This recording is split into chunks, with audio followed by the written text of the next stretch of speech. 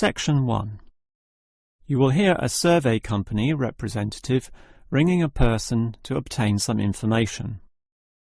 First, you have some time to look at questions 1 to 5.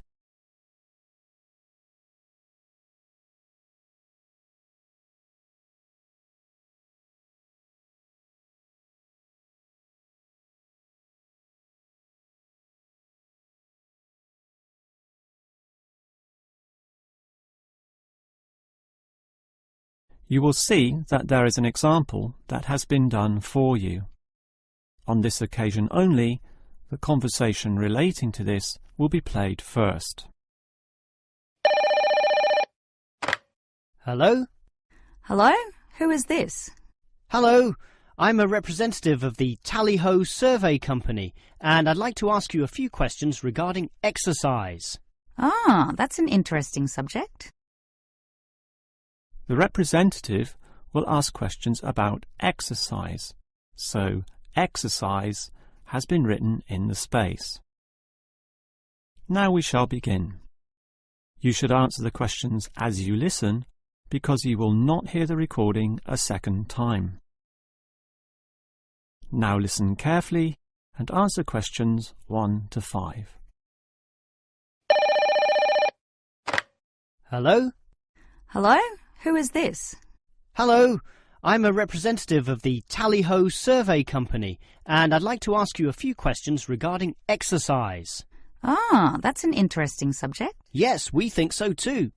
But I'm afraid I'm a bit busy at the moment. Don't worry, this will only take about 4 minutes at the most. It's 10:25 now, so it will all be over by 10:30. Well, all right, if it's that short. It will be. So, one of the first things I need to know is where you are, that is, which suburb or area of the city. The last client was in Blackburn, for example. Blackburn, that's close to me. I'm in Box Hill. Another eastern suburb, then. I have a friend in Box Hill, too. Interesting place. Now, I need your approximate age for this survey. Are you younger than 20, between 20 and 29, 30 and 39, and so on? I'll turn 40 in a few months, so that puts me in the 40 to 49 age group. Well, that's in a few months, so right now you're in the 30 to 39. Oh, right, so put that then. OK. Now, I need to know your occupation. The last caller was a housewife, for example. The one before that, a teacher. I used to be a teacher too, teaching cookery. And now? Now you can just put domestic duties. Actually, I hope to begin a new job soon as a cook, but that won't be for some time yet. I have to wait for my husband's restaurant to open. Cook? That sounds interesting. But it's domestic duties for now. OK, that just leaves some information about your family. This is not obligatory at all, so if you don't want to answer, that's fine. What sort of information exactly? Oh, it's very broad. Married with children, single mother, that sort of thing. The last customer said she was a single mother. I'm married and not a mother. Put married, no children. I'm married with children myself, but I'll put in your details. And that finishes the profile and just leaves the actual survey itself if you're ready to proceed. Before you hear the rest of the conversation, you have some time to look at questions 6 to 10.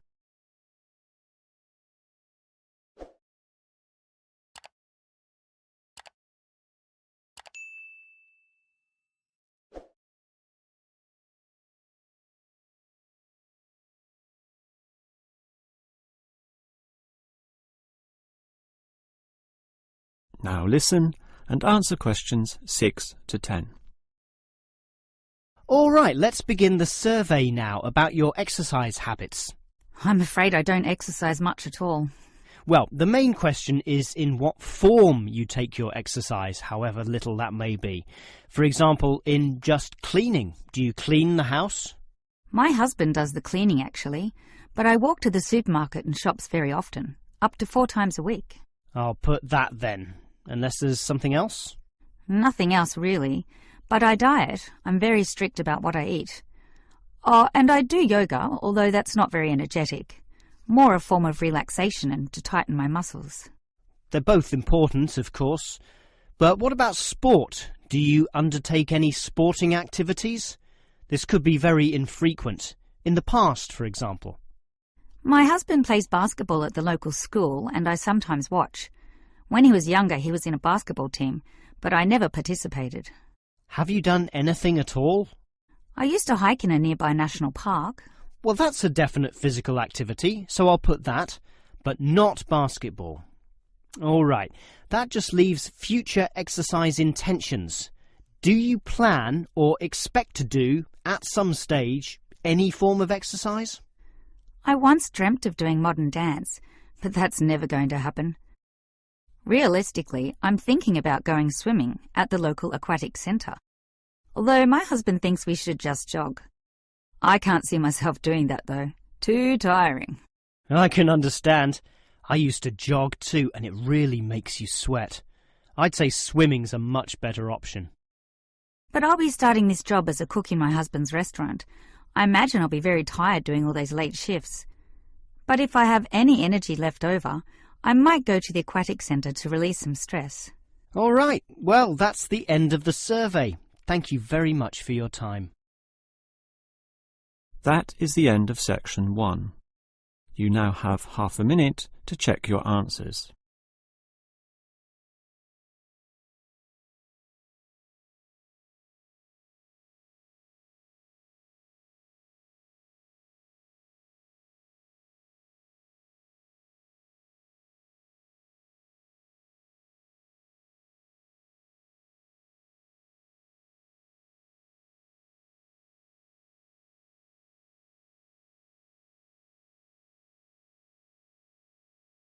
Now turn to section 2.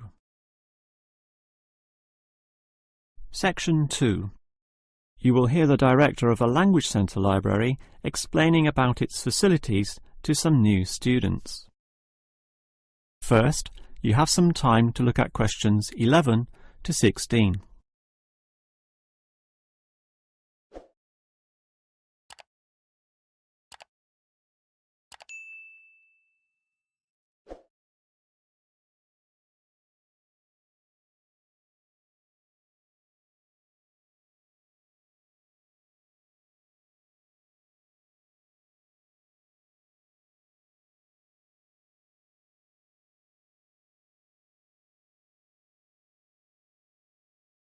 Now listen carefully and answer questions 11 to 16.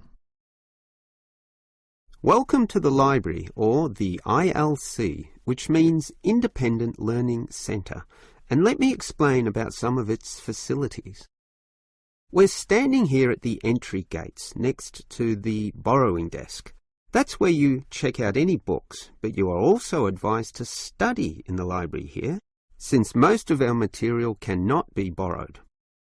Thus, we have seating along the middle of the library, and in that far corner in front of us on the left, we have the quiet reading section for some serious reading activity.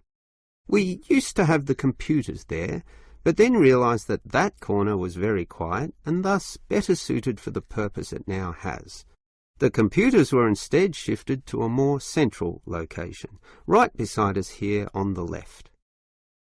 Again, somewhat confusingly, this area once housed the newspaper and magazine section, but the people in the quiet reading area had to walk too far to collect this literature, so it was moved to right beside them in the adjacent corner. So, feel free to read the newspapers there, but the reference books, those huge weighty dictionaries, atlases and encyclopedias, were all situated at the opposite end of the building, against the wall. This was because they weren't generally that popular, and we wanted more space for the magazine racks, always a favourite with readers. OK, as well as reading, you need to work on your listening skills, and for that you need the audio section.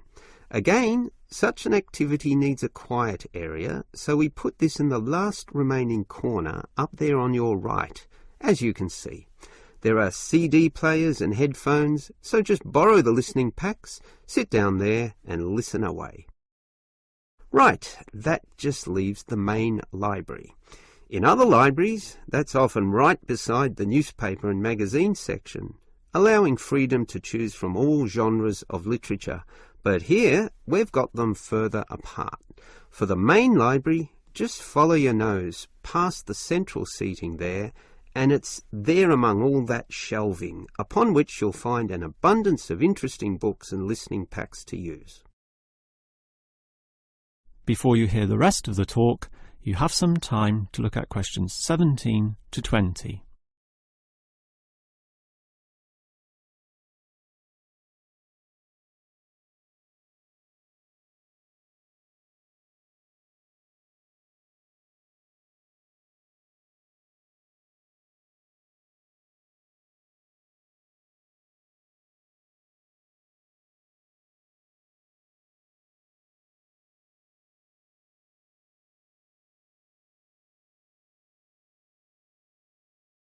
Now listen and answer questions 17 to 20. Now, I'd like to tell you a bit more about an excellent service offered in the ILC here that we call the Special Sessions. What can you do in them? For a start, many of you need practice in speaking English, and for that we hold a special discussion session led by a teacher. That can be noisy. In fact, we hope that it is noisy, since that would mean many people are talking. It's in the central seating area, and it used to be from 10:30 to 1:30, but we found that the noise was disturbing the regular ILC patrons, so we shortened and moved this discussion to the morning 9 a.m. time slot, when fewer people are in the centre. It goes for 1.5 hours. All right.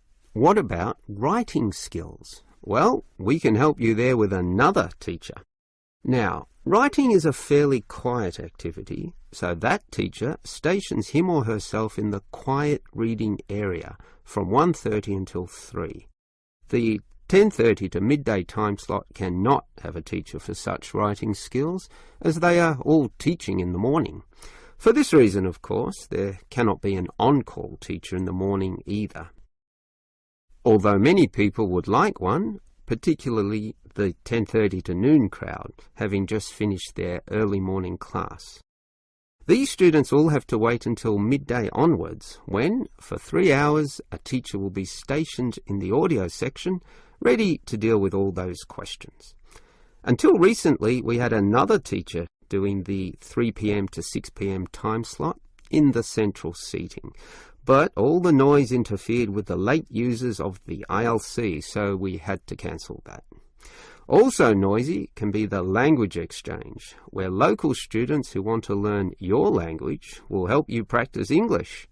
This is generally done in pairs, so the noise level is low enough not to need this exchange to run at 9 a.m, but at the more congenial time of 10:30 among the central seating. That must finish by 1:30 though, after which quieter and more individual activities take place. That is the end of section 2. You now have half a minute to check your answers.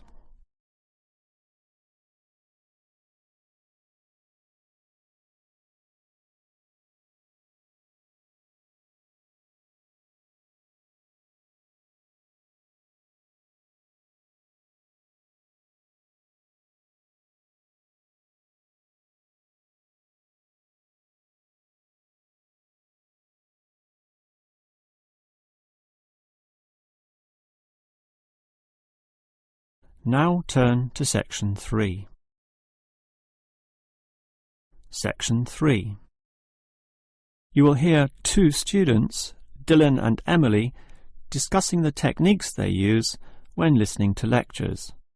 First, you have some time to look at questions 21 to 24.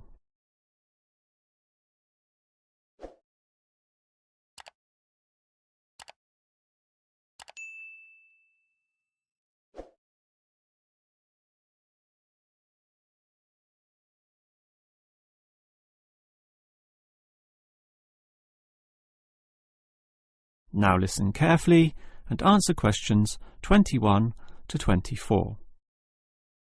Hi, Emily. What did you think of that lecture? A bit hard to follow, but I have some good lecture listening note-taking strategies which really help. so I can review the lecturer's message later. Lecture listening note-taking strategies? Review it later? That sounds interesting. I must admit, I struggle a bit to take down the gist of what I hear. Look at my notes. Well, I can see a basic problem immediately.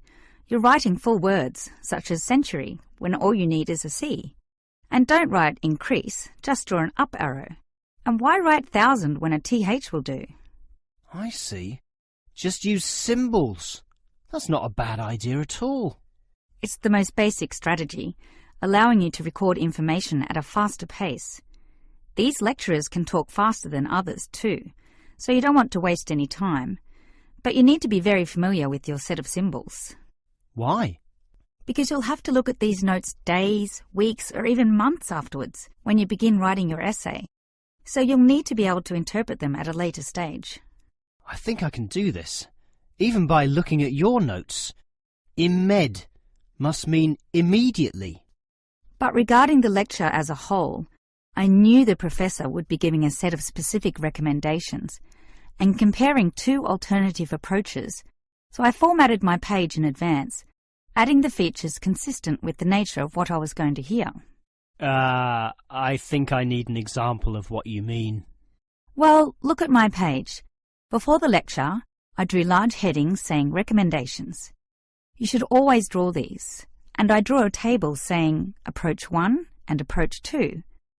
At the end, I drew a flowchart, as obviously the final recommendation would be a step-by-step approach. Then I was prepared in advance to simply fill in the spaces. Wow! Now that's clever. Before you hear the rest of the talk, you have some time to look at questions 25 to 30.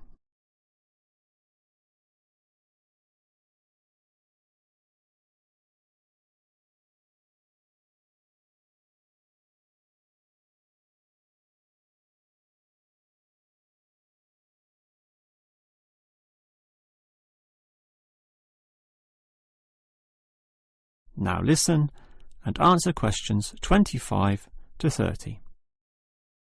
Your advice about note-taking sounds great, but I still have one question, Emily. How are you able to design your page in advance? I mean, how can you predict the nature of the talk and know which design is likely to work best? It's rather obvious when you think about it. What's your next lecture about?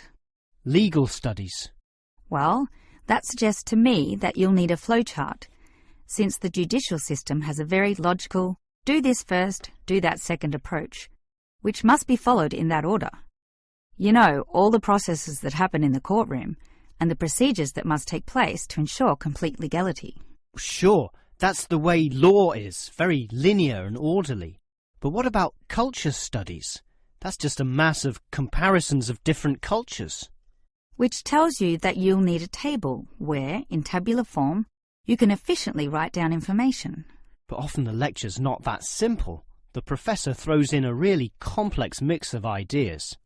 Then use a spider graph, like the web a spider makes, where there's a central idea around which you attach all the associated thoughts and ideas and impressions.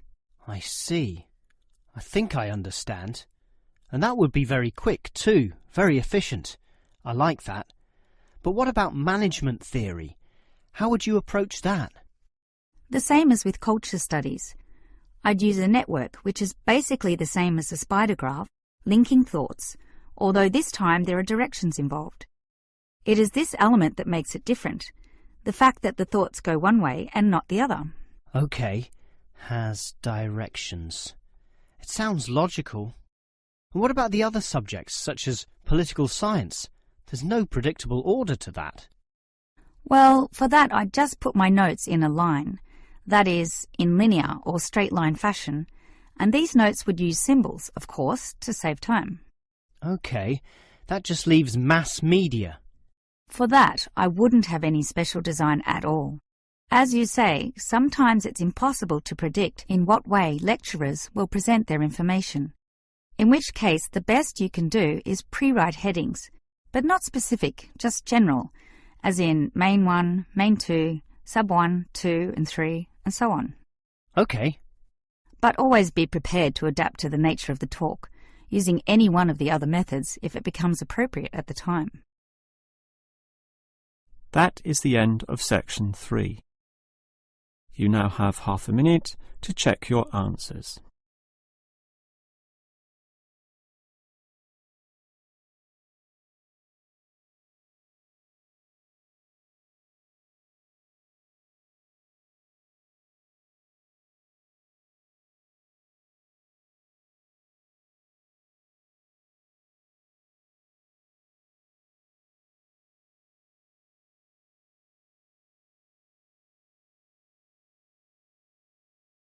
Now turn to section 4. Section 4. You will hear a lecturer talking about an unusual atomic particle called a neutrino. First, you have some time to look at questions 31 to 35.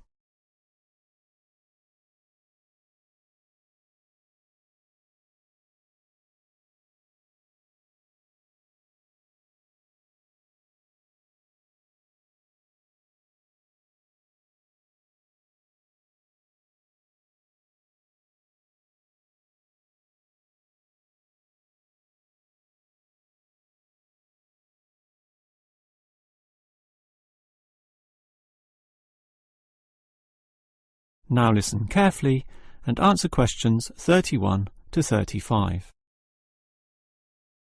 When considering the smallest unit of matter, the atom, most people know of electrons, protons and neutrons, but almost none know of another particle, even though they are constantly emitted from the sun in the trillions, with 100 to 200 billion of them regularly passing through your body every second. To repeat, that's not thousands, not millions, but billions every second. You don't feel them because they are small. In fact, so tiny that we can barely detect their presence at all. These mysterious particles are called neutrinos. Despite such an abundance, detecting them is a huge undertaking, and there are many reasons for this. Firstly, the neutrino itself is so small that you need to eliminate absolutely all other particles around. To do this, you need what is called a clean room, one that has an extremely low level of dust, microbes, floating particles, or chemical vapors. You probably don't know it, but the air around you right now has almost 40 million particles per cubic meter. In contrast, the cleanest of clean rooms has less than 10.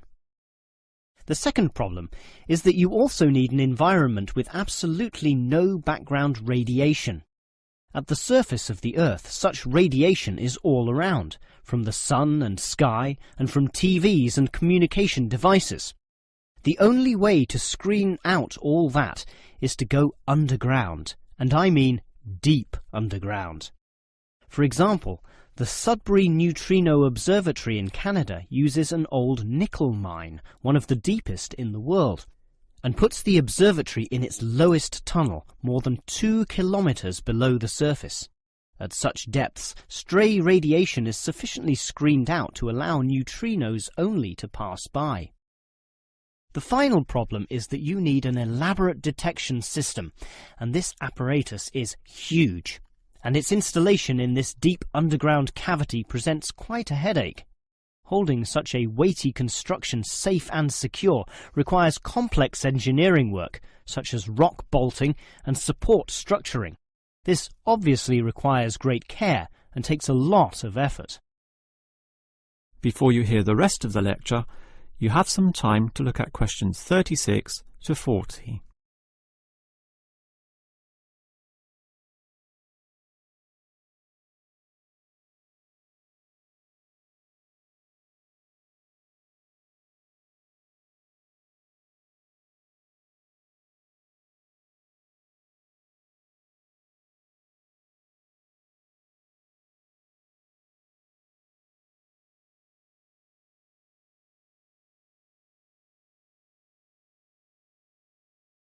Now listen and answer questions 36 to 40. So I've told you about the difficulty in detecting neutrinos. They are tiny, virtually weightless, have no electric charge, and hardly interact with anything at all. Yet we can detect them, and to see how, let's consider the Sudbury installation once again. The detector there consists of a spherical container filled with heavy water. This rests inside another vessel filled with normal water, which helps support the weight of the inner sphere, as well as providing further shielding from any stray radiation. At the edge of this inner sphere are about 10,000 electronic detectors. These are extremely sensitive, able to multiply 100 million times any electric current which occurs. So, as the neutrinos pass through this sphere of water, there is a very, very, very small chance that one of them may hit a water molecule. To increase the likelihood of this, two strategies are used. 1. The larger the sphere of water, the better, and the Sudbury tank holds not 10 tons, not 100 tons, but 1,000 tons. 2. The water is special, consisting as it does of heavier molecules. So what happens is this. If the neutrino hits the water molecule, the neutrino is absorbed, but the molecule itself splits apart, producing a tiny electric current. It is this which is detected and analysed, giving key information about the neutrino. The final question is, why do we care about these elusive particles? Well, just think. They can pass right through the core of our sun at the speed of light without being affected or losing strength. No other form of radiation can do that, meaning that the knowledge we get about neutrinos can help us to control them.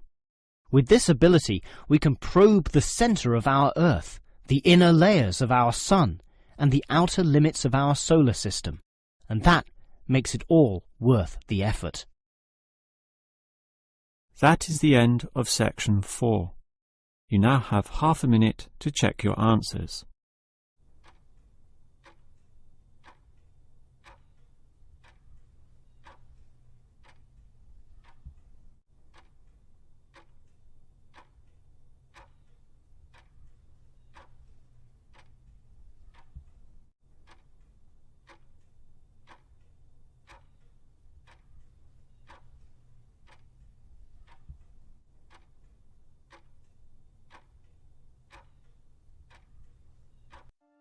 That is the end of the listening test.